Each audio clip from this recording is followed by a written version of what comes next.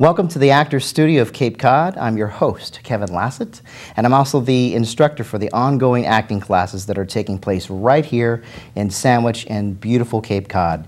I'm currently teaching commercial acting classes, dramatic scene study, and screenwriting classes. At the end of the show, I'll give my email address and website address so you can contact me for information about how to register for those classes. Thanks so much for tuning in. I love artists. I love storytellers. I love actors. And I love and respect their process to create authentic moments of truth. And with me today, I've invited 5 of my students to share with you their process with acting. I have the lovely Gail Sullivan, Linda Gray, Rob Lima, Lois Jenner, and Karen Martino. Thank you so much for being here. So what was the catalyst? What got you started with pursuing a hobby or a career in acting? With me, it was really weird. My granddaughter wanted to take your class, but she was a little afraid. She had had a bad experience with another acting teacher. So I said, I'll take the class and I'll let you know what it's like. I fell in love with you and with acting. You just Thank made you. everything so comfortable and safe feeling coming here. Yeah. That I told her about it. When she took your class, she came home and she went... 2 thumbs up. All right, I like that. I knew she would. Yeah, well, thank you. I just to add to that, I think it's important if anyone's going to train and especially study the arts in any discipline, whether you're playing a musical instrument or acting, singing, dancing, whatever it may be, that the atmosphere is safe. Because if an actor or a performer doesn't feel safe, it's going to be difficult for them to make intelligent and relaxed choices. So thank you for that. That was the biggest part. Thank you. Anyone else want to share? I took an on-camera audition class in Boston. Nice. That gave me the idea of how to work with the camera and so forth. Yeah. And then I started immediately doing industrial films, television commercials. So for about 15 years, I had been doing it now. Wow. But about 5 years ago, my husband retired, and I backed away. I stopped going on auditions. I only did direct bookings, which are wonderful when you can get. Yeah, that's wonderful. And I did 2 or 3 a year, which was great. But then I said, well, we're not traveling quite as much, so I think I'll start going on auditions. Yeah, why not? And I went on a huge audition. It was a big, what you might call a cattle call. I mean, huge. People came from everywhere for it. And I walked in and I was deer in the headlights. I had forgotten everything that I ever knew about acting. Yeah. Absolutely everything. About auditioning, not acting. Auditioning, Yeah. I would say. And I thought, oh no, I need a class badly. And I found you. Yeah. I found you instantly. And the minute I met you, the first class I took with you was the commercial class. And I had never felt so safe. Just as I did with that first woman in Lima. I felt so safe with you and was able to get myself back to where I thought I could audition. Wonderful, and I'm so glad you came. Thank you for that. And then when I started to study and I began to know that there was a process, and people kept saying a process, you have to have a process. Yes. And when I talked to you about it, when I finally I remember. class, and I said, I don't have a process, and I know I'm supposed to, but what is my process? I don't know. Yeah. And you asked me, what do I do? What do you do, Linda, before you go to an audition, or before you do a TV commercial? What do you do? And I said, well, I go off by myself, and I kind of look at the script a little bit, and I look at the sides or whatever. And then whatever comes out, comes out when I get in front of the camera. Yeah. And you said, that's your process. Yeah. I said, there was this whole mysterious thing about process. You very succinctly put it, that was my process. Yeah, sometimes we're not aware of it, but what you're doing ultimately becomes your process, and more importantly, a philosophy. And I have to encourage everyone that is interested remotely in pursuing a career in acting or just taking it as a hobby is that to try to find a philosophy. And again, that goes with any discipline, not just the performing arts with an actor, but I'm talking, like musicians and dancers and singers. We have to have a philosophy because as you experienced in your real life, as you evolve as a human being and a person, your artistry is in tandem with that, and it's growing and changing and evolving with you. And sometimes we can go at heads with that. But it's great to have you, and I'm so glad that you rediscovered it and got plugged back in. Glad I found you. Thank you. Anyone else want to share? For me, it was the process. I was curious what goes on. Yeah. How do you get there? And I came in as a hobby at first, but I've been bitten. Bitten by the acting bug. You do. I sort of fell into it quite by accident, and similar to Gail's story. I had not intended to do this at all. I teach English as a second language. I give private lessons, and one of my Brazilian students asked me if I would come to an acting class with her. She already had a theater background in Brazil, and then she wanted to get back into it here, and she started taking lessons with you, Kevin, and she asked me if I would just come with her to a class to see what she was doing so that I could coach her and help her with her pronunciation. I remember. So I came this one time just to observe my student, and I will tell you, I was absolutely blown away by your teaching. Now, I have taught for many years, and so I'm pretty familiar with the process of teaching, but you are phenomenal. Oh, thank you, dear. I figured out, I've been thinking all along, you know, what is this that he does? And I swear you can make a silk purse out of a sow's ear. And the way that you do it is that you instill self-confidence in every single student.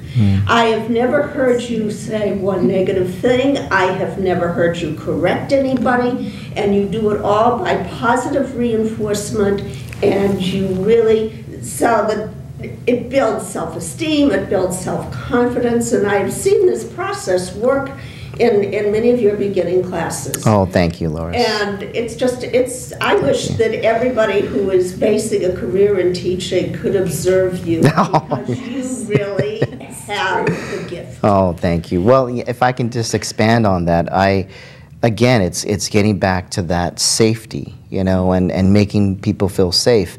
And I think one of the reasons why I teach that way is because I've had, you know, some great teachers in education and within pursuing the field of acting for film and television. And at the same time, I've had a few teachers that would chip away at you in a very negative way. And I always remembered feeling so badly about myself leaving the class, and almost to the point where I was asking myself, why do I want to do this? And should I be doing this? And then I stopped it and I said, you know what? That's nonsense, because I have a passion for this. This teacher doesn't, he's not speaking the truth, or she's not speaking the truth, and I can just follow my heart, and I know there's a safe place out there for me. So it's getting back to that safety and finding the right teacher for you. But thank you so much for acknowledging that. I appreciate it. But also, I was very ready for this. I kind of, throughout my life, I reinvent myself every 10 years. Oh, you have to, yeah. And I was at the point of my most recent passion was ceasing to be fun and was becoming work. And so I was feeling, you know, I've really got to start changing things. And I didn't think about what I might do. I just sort of figured it would happen, because that's how these things do come about. And so when my student invited me to go to the class with her, I was, as I said, blown away by you, and so I asked you after that class if you had any beginning classes, because I knew, observing this dramatic scene class, there was no way that I could ever do what these fantastic people were doing, that I just couldn't do that. Yeah. And so I asked you if you had a beginning class, and you said, yes, I'm starting one tomorrow night, why don't you come? Oh, so I went. The timing was perfect. I was ready. And I started really thinking maybe I would like to do extra work, but I never thought much beyond that. But all my life I have been headed for this, and I realize this now because from time to time in my I had done acting in high school. I had wanted to do it in college. I was 2 weeks on campus and I auditioned for a play. I lost the part, to Linda Lavin, who Oh, was a classmate. Little did I know anything about Linda Lavin at that point. We were both brand new freshmen and Yeah. we were married. And I was devastated when I didn't get the part. Yeah. I felt like, oh, you know, I'm a total failure. oh, And I spent my first year of college pretty depressed, actually. oh, sweetheart. Yeah. Well, who can relate to that? Raise your hand. I mean, I think we've all had experiences where one gets away from us or many get away from us. But the important thing is to keep I going. never tried again for acting. I Wow. You know, I just don't have it. Yeah. But periodically throughout my adult life, when I was in a particularly good space, I would have this recurring dream of being on stage. And it always went back to an experience I had in a drama club in high school.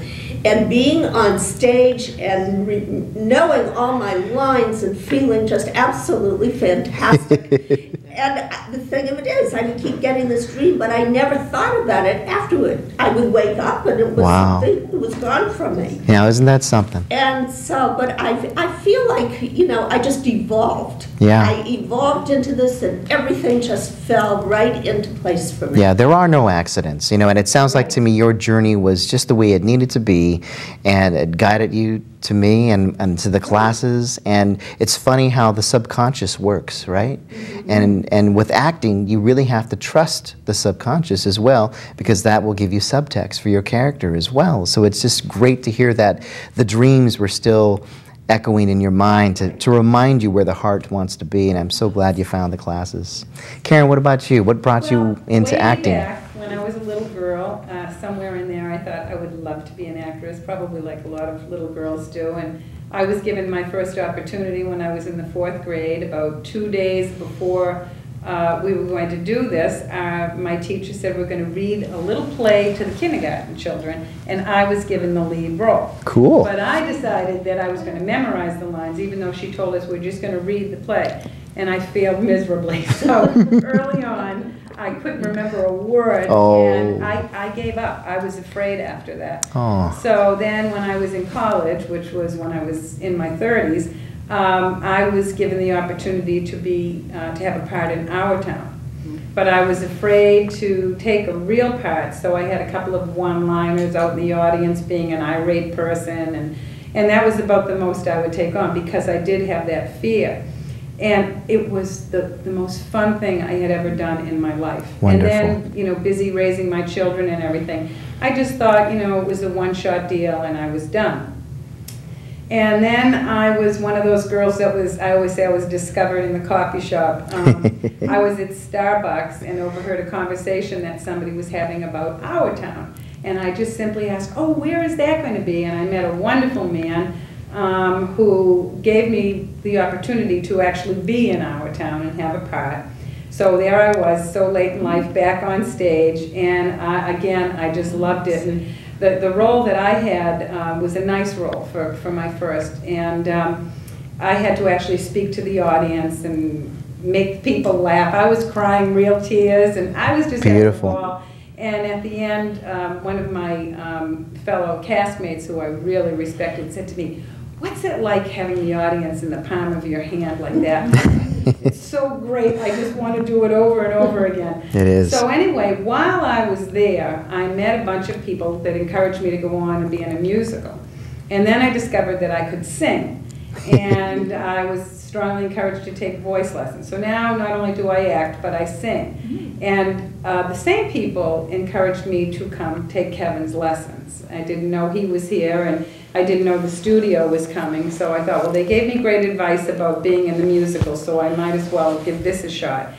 And it was so true. From the second I walked through the door, I felt comfortable. I was not afraid. And when we all talk about how safe we feel, I have my own interpretation of what I think has happened to me. And I've ended up going on auditions and getting jobs and having a blast.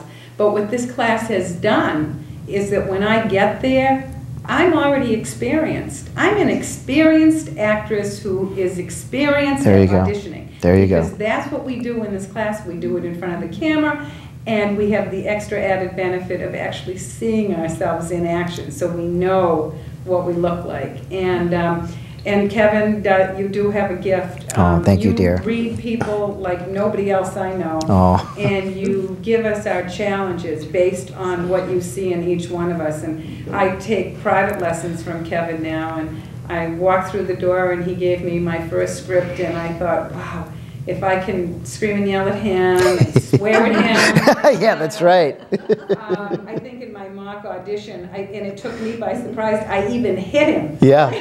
You actually threw the side at me, right? No, Or I did that you, the next oh, that's the next week, yeah. I'll bring some paper to throw at him. I don't want to hit him again. So, Yeah, don't hit casting directors. It's so natural and so real and safe, and I just love it because I wouldn't be here otherwise, and everything's so comfortable and fun. Oh, thank you, And Karen. your passion comes through, and you pass it on to us. Oh, thank you. Oh, it's so Well, true, and it's genuine. With you, it's very, you are who you are. oh, thank you, Isn't guys. it? Yeah, well, you know, getting back, I want to touch on, I think you touched on it, Linda, and Karen as well.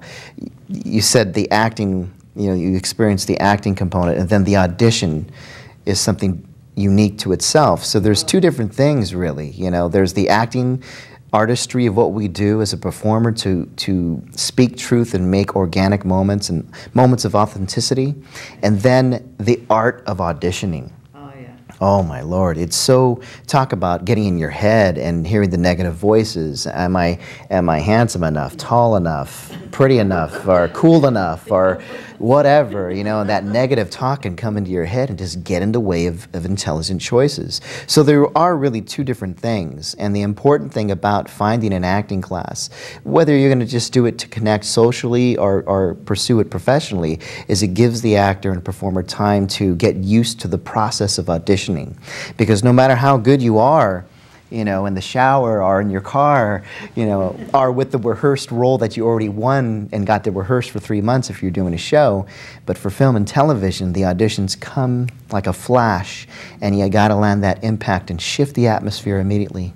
Lois and I left one of your classes and went for our first audition. Okay, I think I remember this, yeah. So comfortable and so good. We couldn't believe how easy it was because we'd just been prepared with our class. Yeah. And we each got a part in an independent film, Yeah. a small movie. That was the I Mistress. Mistress. I Mistress, I saw it. You did wonderful work. So much fun. Yeah. And all thanks to you. We never would have been able to do it without Well, you. thank you, but you know, I gotta, it's a dance. It's not just me, but I think what I provide is, again, the safety net for, I'll just break it down. That's what I'll do. Let me break it down. Here's part of my philosophy. There's no secret to acting. And you've all heard me say this in the dramatic scene study class. There's no secret. Because everyone is a human being living on this planet, going through a journey and experiencing life. And you do that very naturally. So if you just try to remember that when you approach your artistry as an actor and have a safe environment to reveal humanity, of course you're going to start to shine and let that, what I call life light, shine through. At the same time, you know, at this level, at the A-level game, some casting directors and some agents, their ego gets in the way, and it can create a very hostile environment for an actor. Maybe you'll go in and the casting director is flustered and swearing and upset, and that atmosphere that they're creating is not conducive to the atmosphere you need to create to make moments of authenticity and truthful, impactful moments to land a callback. So again, it's just getting back to making people feel safe, getting them relaxed so they can reveal human nature at its best or worse. Talk to me a little bit about what you may have taken away from the class, how you're applying the technique into your auditions, or anything else for that matter. Well, you told us about Penelope on BNN TV. Mm-hmm. So because of you, several of us went in there and auditioned, and it's made such a difference in my life, and I think in Lois's too, that it's almost like continuing with your classes. Yes. Because we have different parts all the time, and it's another safe environment. Great. we're not getting paid for it, but we're enjoying it so much. And each time we go in there, we'll have 1 or 2 different parts. We'll be different people in each one, and just bring out whatever we feel to that part. And because of that, I also have changed my life, again, because of you. Waiting around, I've noticed all the equipment that they had. Now I'm taking classes at PAC TV in Plymouth. Hey! I'm taking the directing class. Good for you. That's great. I've used the field cameras, I've used the studio cameras, and tomorrow I'm filming a show using the studio camera. And in that show, there'll also be B-roll that I've taken out in the field. And that's gonna All be right. rolled into the show. High five for Gail. I never ever Come, give it up for would've Gail, done man. that. Come on, man. That's amazing. If it weren't for you, That's it's great. changed my life. Yeah, well, I just think that's so exciting to hear that you're plugged in and you're just immersing yourself Both into this sides of new the camera. world. I love. And you know what? When you do that, and I'm so glad to hear that you're doing that, because it gives you a perspective as far as what the actor goes through on the other side, what the directors go through, what the crew goes through to set up a shot. So you have that respect of what it takes to do both ends. That's great. Kevin, from your class, what I've taken is relaxation. Number 1, that's the very first thing you taught me, was to relax. I'm a bit of a hyper type. We all know that. It's pretty obvious. I can get up there. But you have taught me that it's okay to be calm and relaxed, and then grab that energy in a calm way and use it. And so I've taken that with me. And so when I audition now, I always remember what you say. You're an athlete of the heart. Don't get in your head. Stay calm, go off by yourself if you need to, as I used to do and then forgot how to do.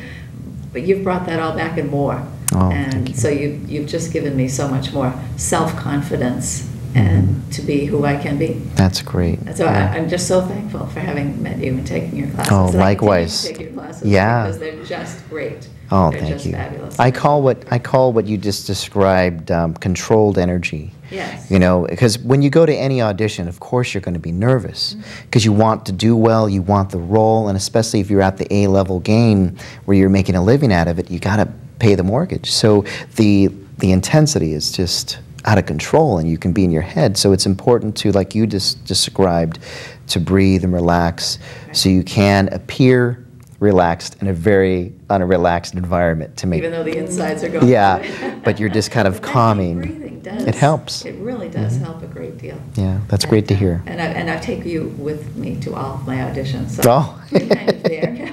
Like a little voice, right? You're like a little All voice right. You're in the back of my head, yes. That's- Always there saying, calm down, relax, harness that energy, use it where you're supposed to use it.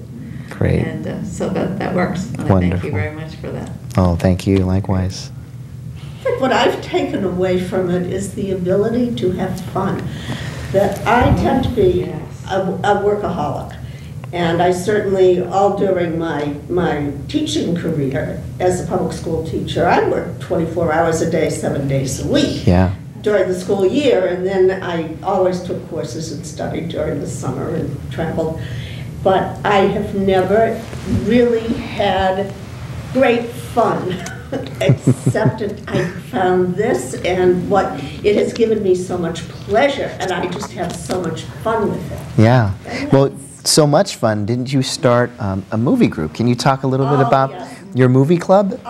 That came out of your class in dramatic scene. The last night of the last course that I took, you talked about the importance of going to see films and doing it, watching them on the big screen, and rather it's a different experience from getting a DVD or something from Netflix and watching it in your own living room, that you really need to get out and into the cinema. And so I thought, yeah, I really would like to do more of that. I would love to be able to go to films, but I never seem to have time because I always have some obligation. Of course, yeah. There's work that has to be done.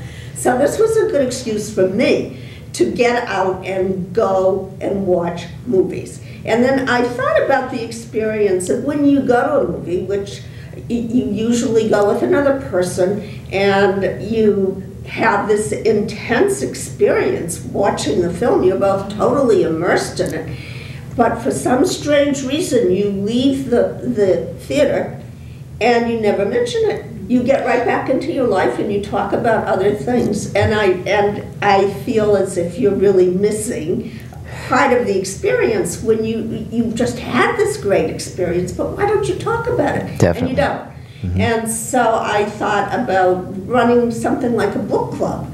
That, you know, you're all reading the same book, and then you meet and you discuss it. So wouldn't that be a great thing to do with film? So I started just asking the few people that I knew, like Gail and Judy Maloney and others who were in my acting classes, if they would be interested in starting this, and they said sure.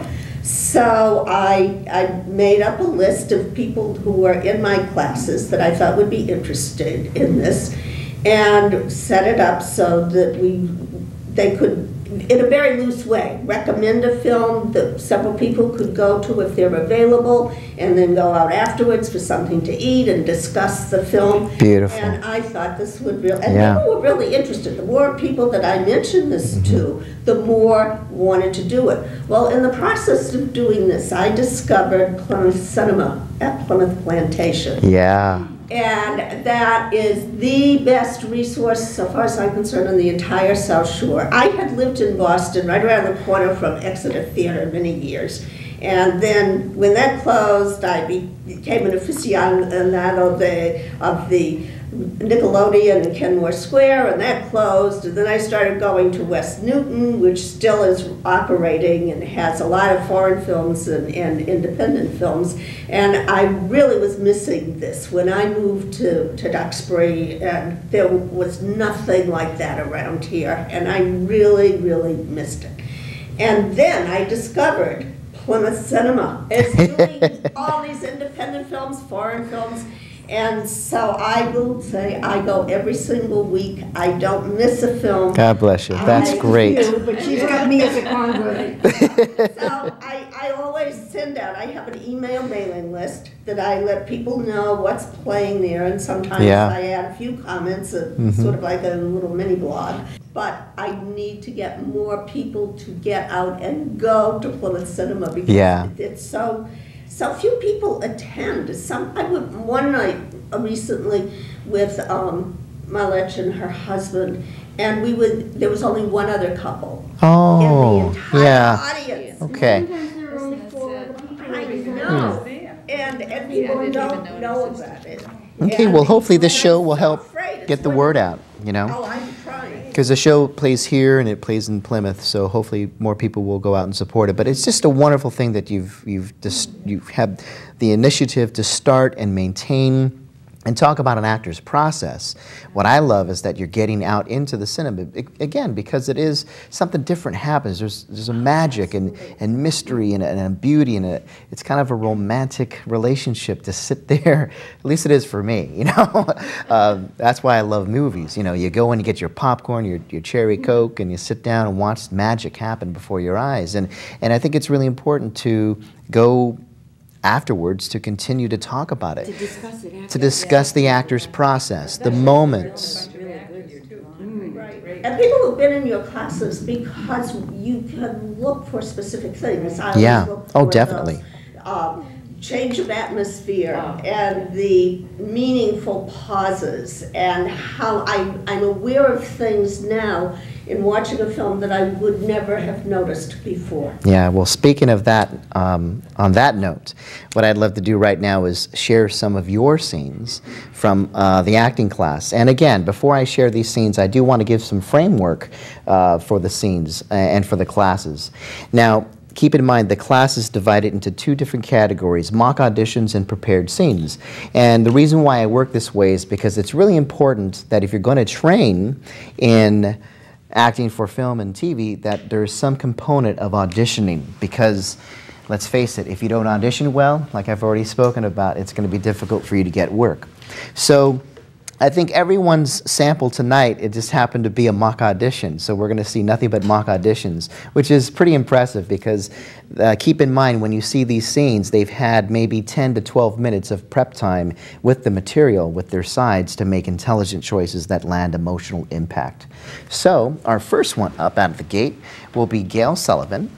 And Gail Sullivan is performing a piece from On Golden Pond. Now, let me give some framework for On Golden Pond. Golden Pond, based on the Broadway show, later made into a movie with Jane Fonda and Henry Fonda, about a dysfunctional relationship between the father and the daughter. This particular scene, the mother is speaking with the daughter. And keep in mind, I am reading the role of the daughter. So I'm a male reading the female character lines. And this can happen in a real audition for a couple of reasons. Number one, the casting director might be too cheap to hire an actress for the day, or maybe they couldn't find anyone. So at this point, I'd like to share On Golden Pond with Gail Sullivan.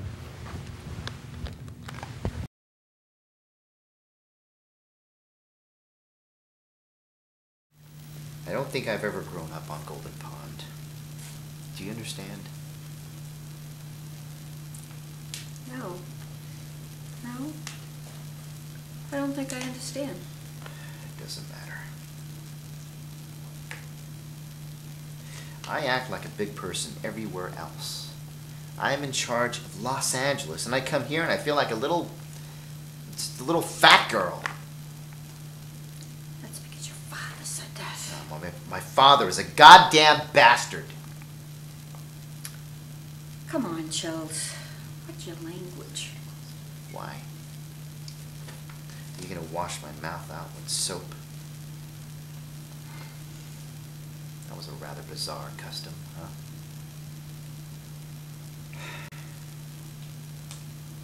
I have been answering to Norman all my life. It makes me mad when I'm 3,000 miles away and I don't even see him and I'm still answering to him. Norman is a goddamn pope. Yes. You had a miserable childhood. Your father was overbearing. Your mother ignored you. What else is new?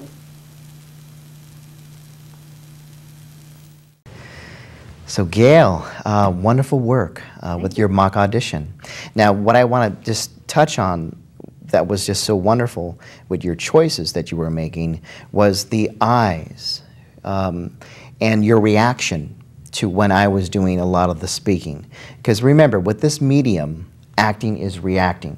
So the casting directors are not only looking at you as far as when you're speaking, as far as what kind of choices you're making, but they're also paying very close attention to what your facial expressions are.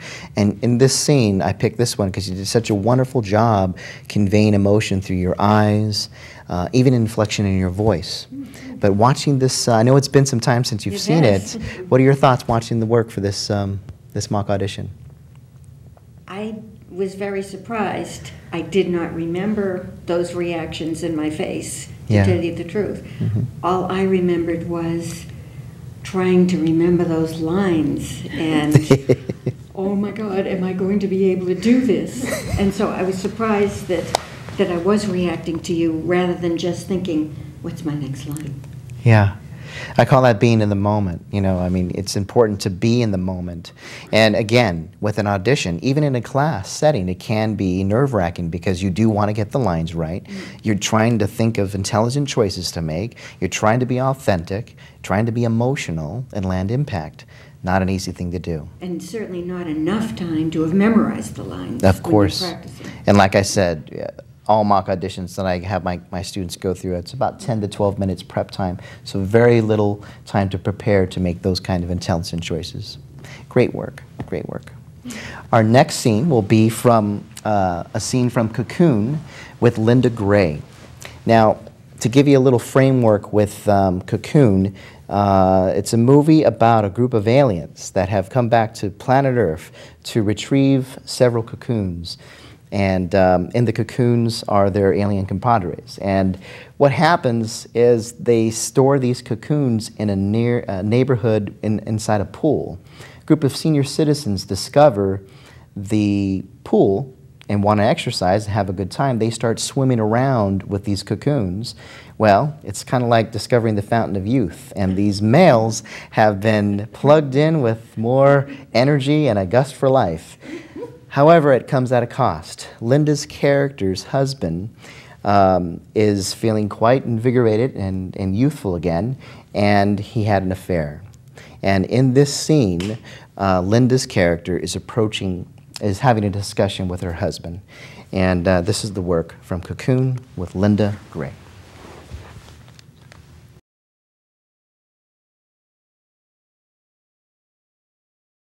Alma, it's the pool. It's not the pool. It's not the water. It's not the first time. You're overreacting. I knew.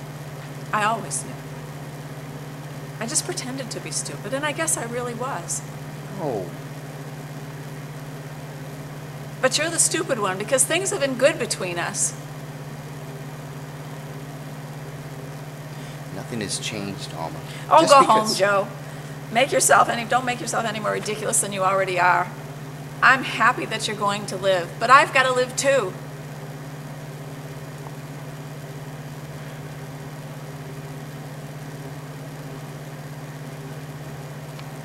I said if we go with them,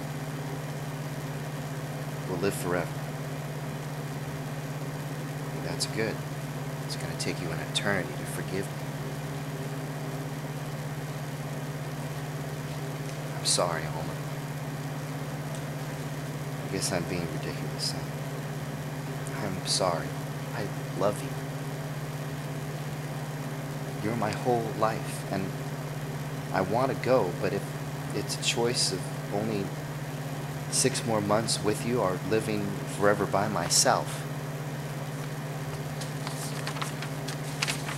I'll take the 6 months here with you. I don't want to live forever if I can't be with you. Wow. All right. Linda. Okay, well then.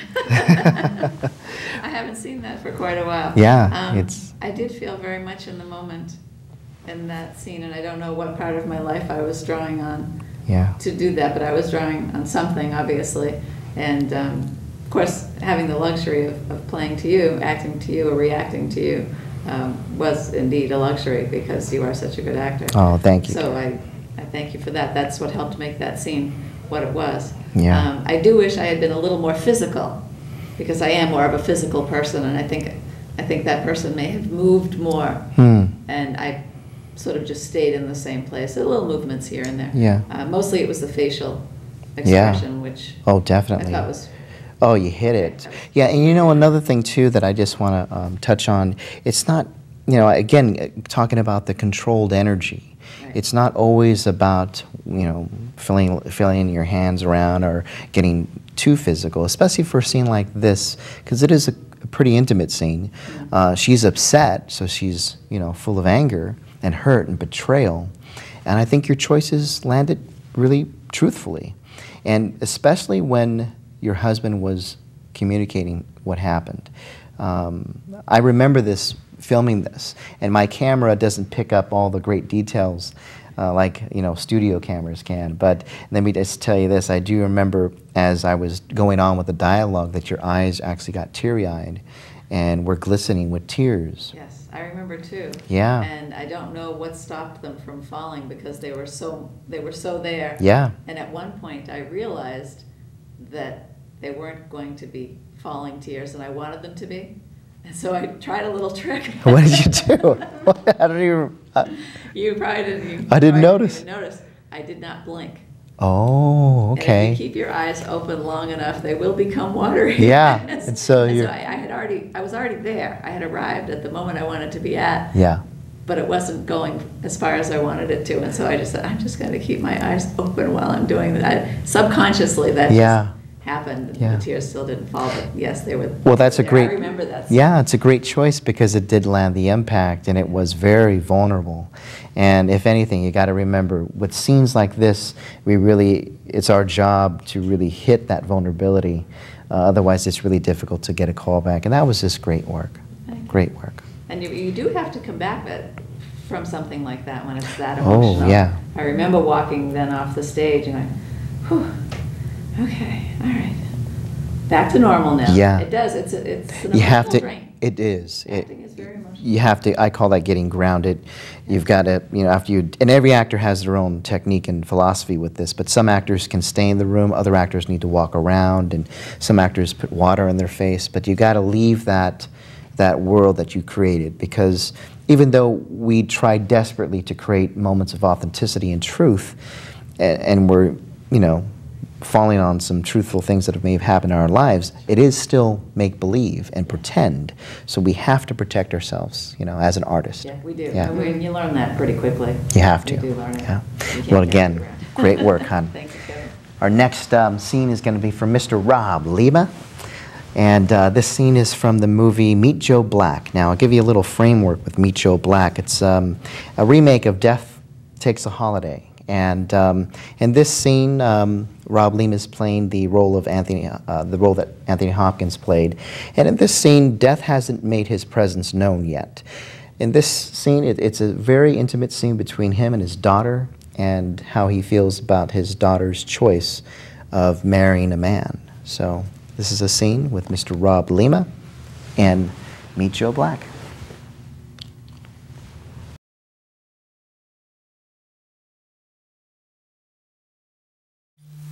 Thought you were in a meeting. I am. With you. Do you love Drew? There's a start for a meeting. I know it's none of my business. No, it's none of your business. Do you love Drew?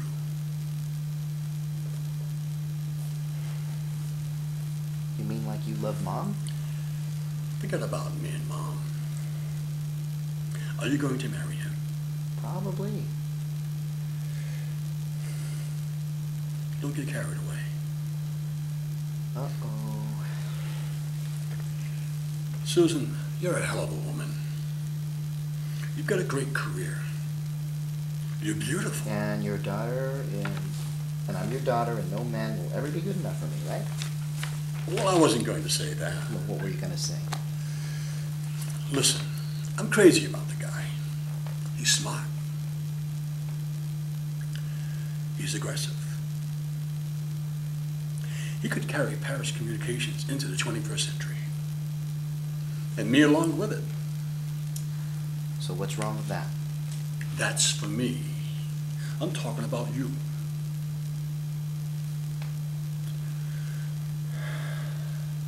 It's not so much what you say about Drew. It's what you don't say. You're not listening. Oh, yes, I am. Not an ounce of excitement. Not a whisper of a thrill. This relationship has all the passion of a pair of titmice. Oh, don't get dirty, Dad. What worries me, I want you to get swept away. I want you to levitate. I want you to sing with rapture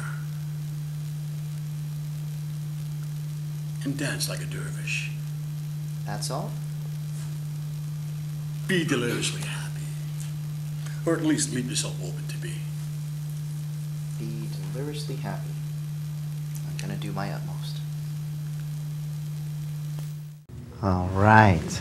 Wonderful work. So many great things happening in that mock audition. I'll just say the first thing that comes to mind would be the power and stillness that you command. The real difficult type of acting, in my opinion, it isn't so much the screaming and shouting and crying. So sometimes it's the difficult thing is these really quiet, intimate scenes between just a father and a daughter. Internalizing the moment. Internalizing the moment, exactly. And then another thing that's just so impressive is, again, I'm playing the role of the casting director, and I'm a male reading the female lines. But that didn't faze you at all. You stayed true to your choices. And there's another moment specifically where you took a breath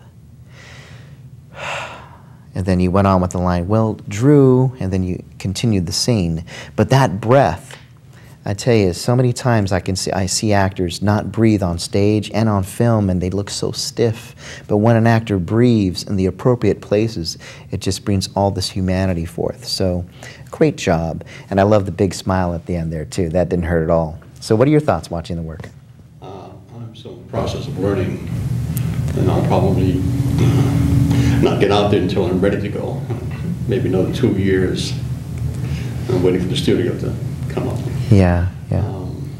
Yeah, I'm still in egg incubation. You think? Yeah. Quite hatched yet. Well, you know what? I tend to disagree. I think you might be a little in your head, because what I'm seeing here, what I see continuously from your classes and the work that you do in the classes, they're moments of truth. You're not speeding and plowing through the dialogue. You're allowing moments of silence. So I'd say you're beyond that egg, buddy. You've hatched, and you're out there. You're a big chicken. You're a rooster. Come on home, audience. Yeah. Get into my head, see what's going on. But great work, buddy.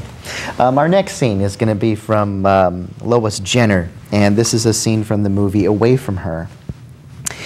Great movie about Alzheimer's, and this particular character has Alzheimer's. She's dealing with the symptoms, and in this scene it's between her and her doctor, and within the scene you see the signs and what she's challenged with. So again, keep in mind this is a mock audition. Lois had about 10 to 12 minutes to prepare to make these intelligent choices.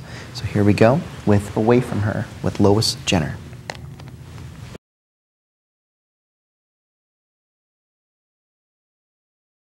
The thing is, half the time I wander around looking for something which I know is very pertinent. I can't remember what it is. The idea is gone. Everything is gone. I just wander around trying to figure out what it was that was so important earlier. I think I may be beginning to disappear. Fiona, can you tell me what year it is? 2003. If you found a letter on the street addressed with the stamp on it, what would you do with it? I'd mail it. And where would you put it to mail it?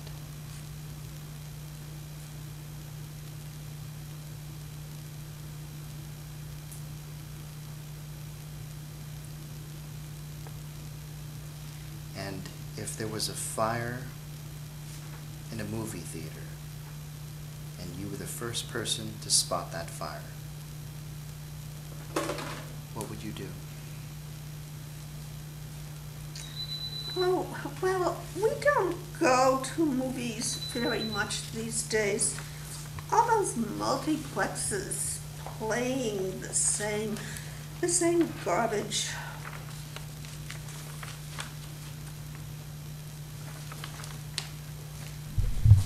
Have you seen my coat? It's right there on your chair. Oh.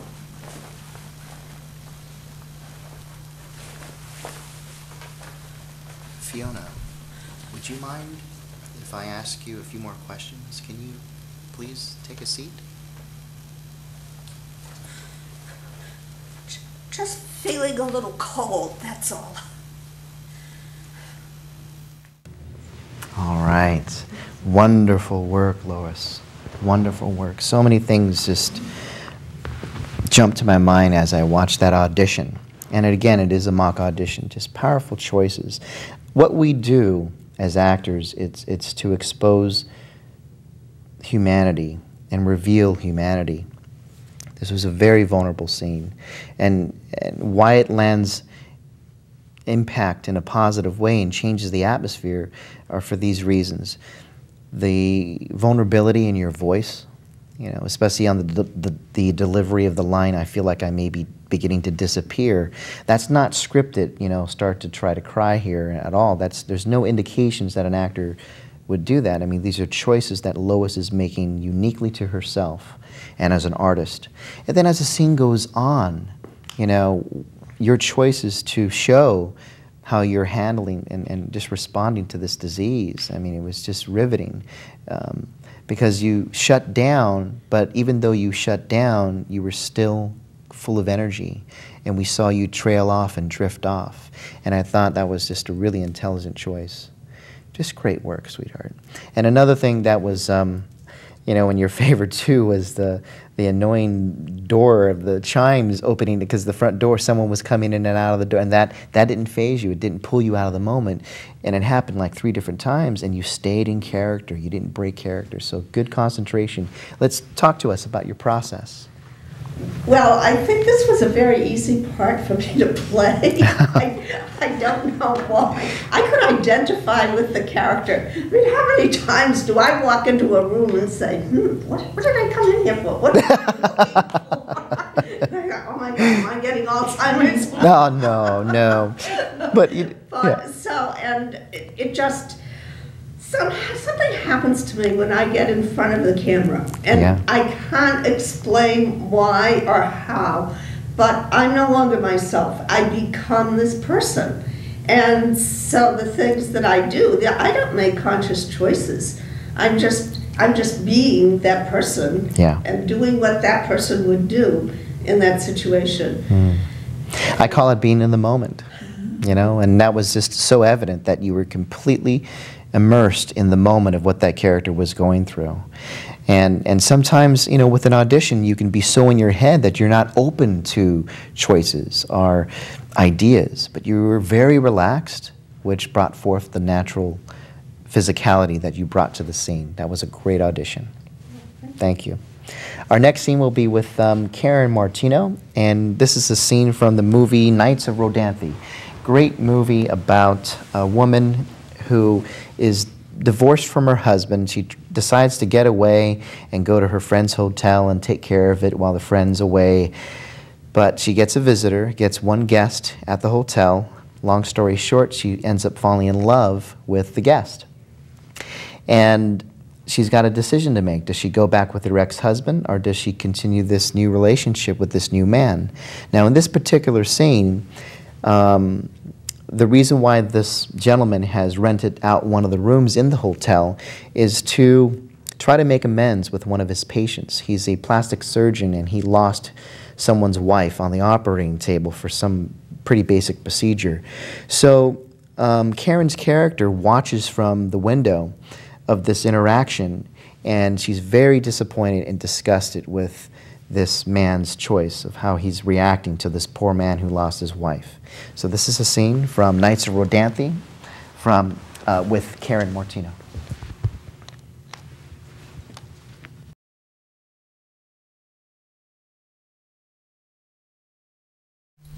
So what? What? You got something to say? Just say it! The man is in mourning. He lost his wife. I know a little something about mourning, okay? Okay. Do you have any idea how much courage it took that man to come here to see you? Hey, look, I'm the one that drove 200 miles to see him.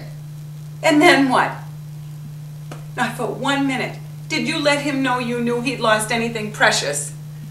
You defended yourself. Well, of course I defended myself because a man has got a lawsuit against me.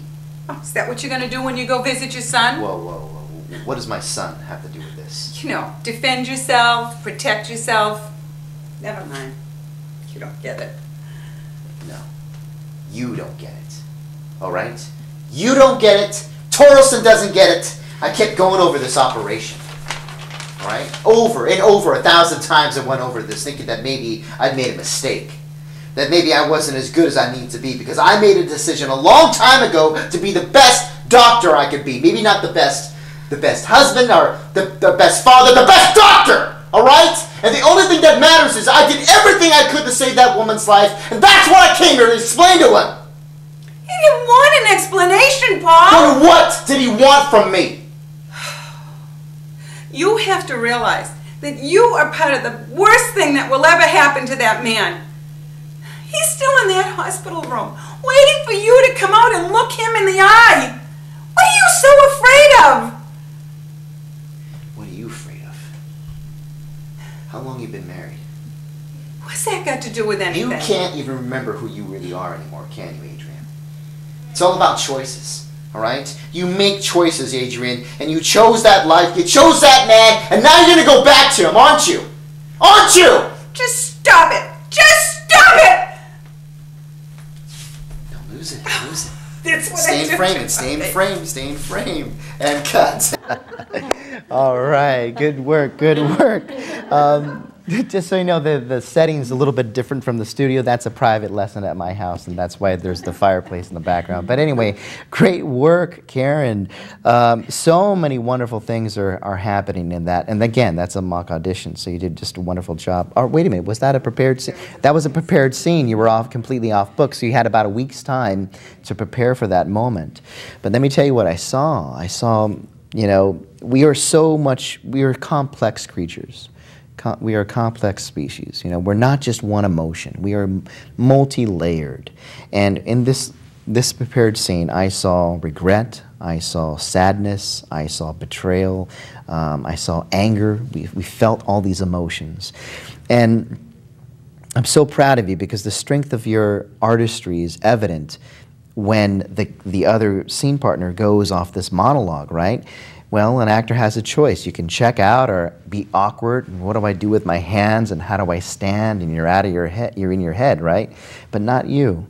You stayed in the moment. You stayed connected to your scene partner. You stayed connected to the moment, and were just so disgusted and disappointed with him as he was going on and on and on, which is your cut to, by the way. And when you're working with film and television, it's very important to not check out when the other character is going on and on. You need to give the editor a cut to react to, which is what you did. At the end of the scene, we saw, one thing I've been working with you is you get so intense and it's like too truthful with the honesty of the anger, and you're like, oh, this feels uncomfortable, and you start to move off center. So remember, and we talked about this, you did such a great job to get, you know, in that festivity mode. It takes so much time to get there. Yeah, I mean, just stay there. So what we want to do is stay in the center and end strong, just like you did the whole scene so strong. You want to end strong too. What are your thoughts on? Well, I was very much in the moment, but I could see that some of what I had learned from you, kind of the permission that you give us to do certain things, I breathed. Yeah. I did a sigh, and I wasn't thinking, okay, do a sigh here, but there was something inside of me that knew that, you know, that was real and okay. Listening. Mm-hmm. So much of the acting is listening to what the other person is saying, and if you do that, it just really puts you in the moment. Yeah. And a lot of that was really hearing what you were saying and letting it affect me. It really affected me. Yeah. So those are a couple of things. Yeah, well, great work, and great work again to all of you. And I just want to say thank you all so much for spending some time with me to share your passions and your insights to the process of acting. So again, thank you so much for being here. And thank you to my viewers out there for tuning in. I hope that you feel inspired as well by the incredible work from my guest. And if anyone has any questions about the industry, maybe you're working on an independent film yourself, maybe you'd like to be a future guest, or maybe you'd like to take one of my acting classes or my ongoing screenwriting seminars, send me an email, kevin@lassett.com, or you can visit my website, lassett.com. So until then, keep watching those movies, keep watching those commercials, keep watching those TV shows, and I'll see you again at the Actors Studio of Cape Cod. Thanks.